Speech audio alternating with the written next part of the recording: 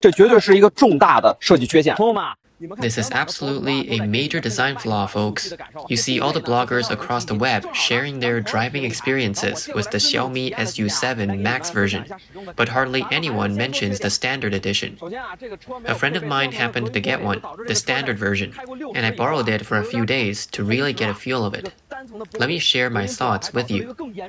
First off, the entire car doesn't have double-layer soundproof glass, so once you hit 60, it gets a bit noisy.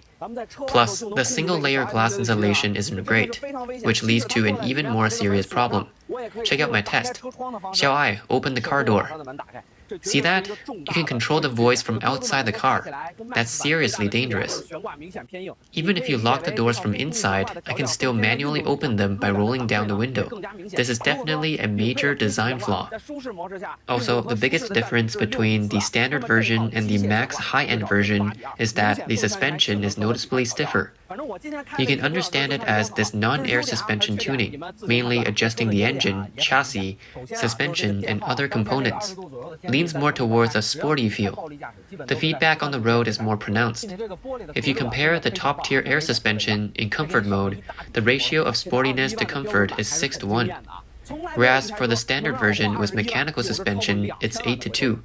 Clearly more like the chassis tuning of a performance car. Anyway, after driving for just over an hour today, my back started to ache. Xiao Ai, open the front trunk. The front trunk is open. Remember to close it manually. All my windows are closed, right? But then someone outside says to open the front trunk and it just pops open. Whatever you put in there could get stolen. The Xiaomi SU7 has been on the market for nearly a month now. And recently, more and more customers who have purchased the Xiaomi SU7 have been voicing numerous problems they have encountered on the internet. Each person's situation varies, but from the videos, it can be seen that the Xiaomi SU7 has significant design flaws. Due to single-layer windows, the sound insulation is poor, allowing people outside to make commands to Xiao Ai, Xiaomi's AI assistant, through the window. Furthermore, another video questions the issue of Xiaomi car door handles. Such a fatal safety design flaw, and no one is talking about it. It's the door handle of the Xiaomi SU7. It doesn't have a mechanical emergency switch, only an electronic one. I just want to ask, if there's a collision and the power goes out, and the people inside are unconscious, how do you rescue them? How do you open the door? Can any Xiaomi engineers tell me? How on earth did your development team come up with this absurd design? And they even patented this thing. In the event of a collision, you can't open the door from the outside. The door handles on other cars, like Volkswagen, not only have electronic switches, but also mechanical ones and emergency mechanical switches. And they even keep the mechanical key switch. Xiaomi can't even copy that? Even if you want to control costs and keep just one switch, you should keep the mechanical one. Hidden electronic switches might not freeze, but they're a real pain in emergencies. Just one detail can reveal the overall expertise of the safety development team. The system on my Xiaomi SU7 froze the day after I got it. Now it's completely unresponsive. Call Xiao Ai. Xiao Ai, open NetEase Cloud Music. We didn't have internet just now, but now we do, and it's still not working. Xiao Ai. Here I am. Navigate to Century Royal Garden. No, it crashed. It's not working now. Can't recognize anything. This infotainment system is just like this. Sometimes there's a signal, sometimes there isn't. Now there's no signal at all. And the car won't budge no matter what you do. Nothing's working. You see, it's just showing loading. Try calling Xiao Ai. She's also crashed. So we activated Xiaomi's smart parking, and suddenly the system crashed, but the car kept moving automatically, and the speed didn't decrease. See, the system's completely black now, but the car's still moving. Right turn ahead, and the system's still giving prompts. Xiaomi car owners set out hoping that the onboard navigation could help guide them. But little did they know that the GPS was not updating, resulting in chaotic positioning. 在3月底的时候抢到的那个创始版的小米SU7。I bought the Xiaomi SU7 Pioneer Edition at the end of March and picked it up on April the 3rd in the afternoon. There was no GPS failure that day, but in the morning of April 5th, when I left my home garage, I found that the navigation GPS hadn't been updating. It took more than 10 minutes to update to the latest position. On the evening of April the 5th, when I went out again, I found the same problem. From April the 5th to the 9th, every time I started using the car, I checked the map and my GPS wasn't updating. When I discovered this problem, I started recording videos and informed Xiaomi customer service. There was continuous GPS positioning failure every day. On April the 6th, Xiaomi customer service in Chongqing sent an engineer to collect data. On April the 9th, the engineer took the car away but didn't tell me when it would be fixed or when the car would be returned. I, as the owner, feel like a test driver. 现在你看这个我们在高速上。We're on the highway and the Xiaomi just can't seem to locate us. The signal is full, but it just won't refresh. It keeps drifting. We're driving straight on the highway and we'll try resetting. There's a signal now, definitely a signal. Then start navigation, but the location is off. This clearly isn't on the highway. So with this situation, I've seen other car owners posting about this problem on Douyin. So it shouldn't be an isolated case. It should be a satellite positioning problem. Can't find the signal, and we've tried for about 10 minutes. The CEO of Xiaomi, Lei Jun, said at a press conference that the body of the Xiaomi SU7 is covered with 100% electrophoretic paint film, effectively ensuring corrosion resistance for over 12 years. The fully automatic 7-axis robot spraying technology, combined with up to 80,000 revolutions per minute of micron-level paint atomization treatment, making the paint surface as smooth and bright as a mirror. However, it is surprising that some car owners found the paint peeling off shortly after getting their new cars, even before putting on the license plates. Boss Lei, what can I say? Just within 2 or 3 days of getting the car, the paint peeled off. Look at this, it's all happening.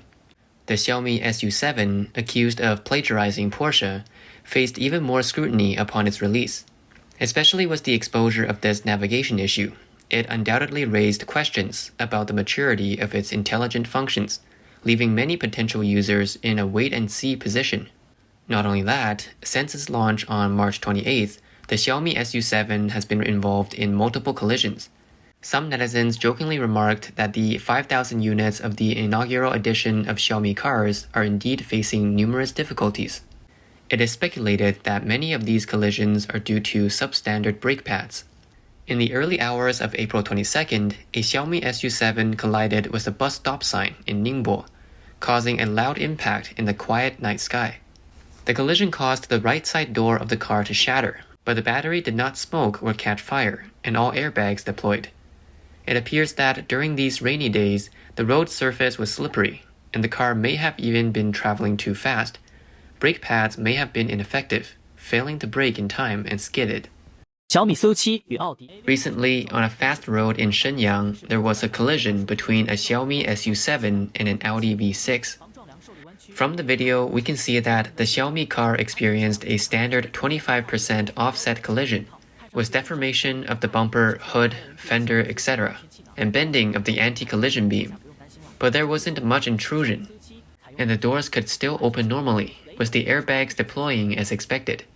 Now, looking at the Audi A6, the standard front kit, including the front bumper, headlights, fog lights, grille, radiator frame, anti-collision steel beam, radiator, condenser, etc., all suffered damage. On April 12th, an unlicensed Xiaomi SU7 collided with a white Mercedes, and both cars suffered severe damage. The Mercedes' right front headlight was completely destroyed, the engine hood was raised, and the front bumper and grille were deformed. The Xiaomi SU7 was impacted on the right side, with both doors damaged and the airbags deployed. On April 10th, a collision involving a Xiaomi SU7 occurred in Nantong, Jiangsu province. 小米SU7的南通首撞也来了。 This Xiaomi SU7 is the top-of-the-line Max version, priced at 299,000 yuan. The front end of the car, including both headlights, is totaled, and the hood is crumpled, but strangely, the airbags didn't deploy. This level of impact should have been caused by rear-ending a large truck or a high-chassis SUV. This is likely one of the more serious accidents involving Xiaomi cars. Fortunately, the A-pillar and B-pillar were not affected, and the driver was unharmed.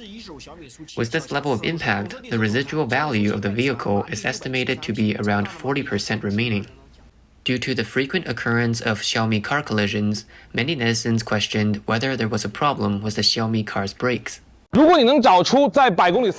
If you can find a car that accelerates to 100 km per hour in less than 3.5 seconds, with smaller brake pads than the Xiaomi SU7 Max and larger calipers, I apologize publicly to Xiaomi. It's widely known that the Xiaomi SU7 Max crashed after just over 4 laps at Tianma Mountain Circuit. As a high-performance electric car with a 0 to 100 km per hour time of 2.78 seconds and a weight of 2.2 tons, the Xiaomi SU7 Max does not have enough brake redundancy.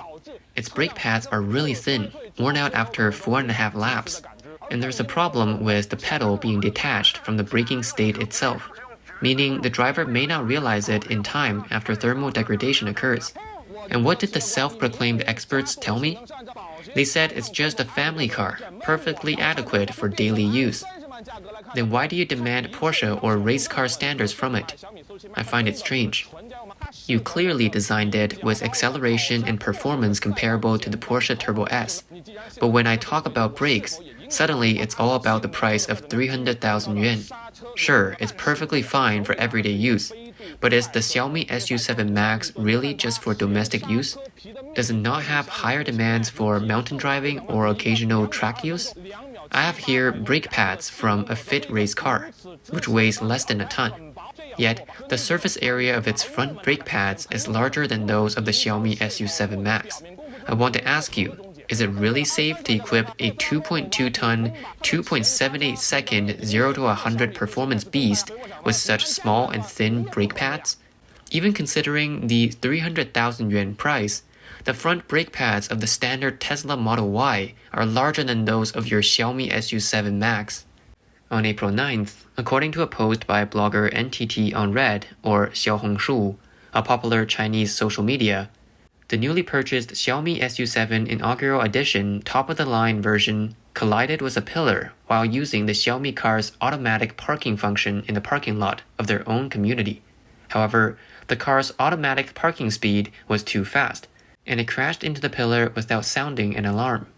On March 31st in Wuhan, a Gulf Blue Xiaomi SU7 experienced drift while turning at an intersection, lost control, and after colliding with the roadside, emergency braking was applied, ultimately coming to a halt in the middle of the road.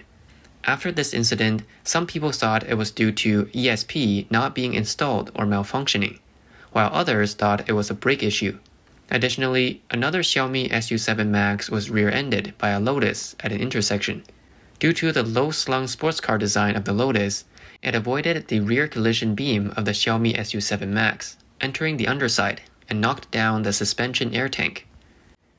The Xiaomi SU7 has encountered frequent accidents and malfunction records since its launch, causing concerns about its future. Some people express worries that Lei Jun's product strategy relies overly on marketing tactics, applying the same approach used for smartphones to cars, which is evidently inappropriate. Xiaomi, after only 3 years of research and development, swiftly launched its own car brand without sufficient testing or safety evaluations. However, at a time when domestic electric vehicles are rapidly developing, the release of the SU7 by Xiaomi, along with some flaws and elements resembling Porsche in its exterior design, has become a hot topic on the internet. The striking resemblance of the Xiaomi SU7's front face, window design, and streamlined roof to the classic Porsche sports cars has caught the attention of media outlets. A report by a Chinese financial media outlet criticized the SU7 for imitating foreign car models, labeling it as a disgrace to the Chinese automobile industry. Despite the uproar online, it seems that Xiaomi's blatant plagiarism remains unchecked. On April 18, 2023, the Shanghai Auto Show was held at the National Exhibition and Convention Center. Numerous executives from domestic and foreign car companies gathered at the event. Lei Jun, the chairman of Xiaomi, appeared at the auto show wearing a mask. He was spotted at the Rolls-Royce booth, quickly taking out his Xiaomi smartphone and snapping photos of the Rolls-Royce on display. This scene has led to speculation that in the near future, we may see a Xiaomi version of Rolls-Royce hitting the market. The gap between China's manufacturing industry and that of the United States, Japan, and Germany mainly manifests in low labor productivity, low product added value, and insufficient innovation capabilities. From Xiaomi to Huawei, from production to sales, batches of imitation products have caused China's manufacturing industry to struggle. Shortly after the release of the Xiaomi SU7, it faced various criticisms, including cutting corners, seat bulges, and other basic issues. There were instances where newly purchased SU7s suddenly malfunctioned shortly after delivery, with some cars becoming immobile by midday. Despite following customer service instructions, the cars could not be restarted, eventually requiring towing back to the dealership. Owners questioned how such vehicles could be considered safe, with reports of strange noises and even leaks. Experts criticized Xiaomi's approach to neglecting basic physical conditions of automobiles, highlighting the irresponsible practices of China's electric vehicle industry, which rushed into the market without adequate testing and improvement. Despite the high level of discussion surrounding the Xiaomi SU7, which led to Xiaomi receiving over 100,000 orders, the cancellation rate reached as high as 55%. Such a high volume of orders may present both advantages and disadvantages for Xiaomi. 20 days after the release of the Xiaomi SU7 on April 18th, Lei Jun hosted a live broadcast on Douyin, mainly introducing the Xiaomi car delivery center's status and the specific configurations of the Xiaomi SU7. He also answered some questions from viewers on the spot. Lei Jun stated that the Xiaomi SU7 has reached a critical delivery phase, with almost all 5,000 units of the inaugural edition model delivered. During the event, someone asked, "What is the cost effectiveness of Xiaomi's cars?" Lei Jun responded, "I have never heard of any company making a profit from pure electric cars today. Basically, each car loses tens of thousands of yuan because many of them are listed companies. You can take a look at their financial reports." He then added, "So, in an industry with massive losses, we really shouldn't talk about cost effectiveness. Every pure electric car has strong cost effectiveness because they all operate at a loss." A recent report by Citigroup predicts that Xiaomi will lose an average of 58,000 yuan for each SU7 sold in 2024, with the entire car manufacturing business expected to lose 4.1 billion yuan. This seems to confirm Lei Jun's statement that every SU7 sold means the company is actually shouldering losses.